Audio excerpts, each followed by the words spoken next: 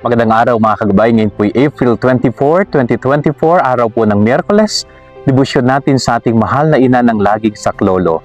At maririnig po natin sa ating ebanghelyo na ipinapaalala ng ating Panginoon na tayo ay patuloy na maniwala at manalig sa Kanya.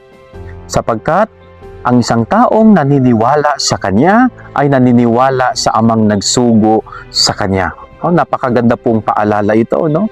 Kapag tayo pala'y naglalaan, nagbibigay ng sarili natin para kay Jesus, ibinibigay din natin ang ating sarili sa Amang nagsugo sa Kanya.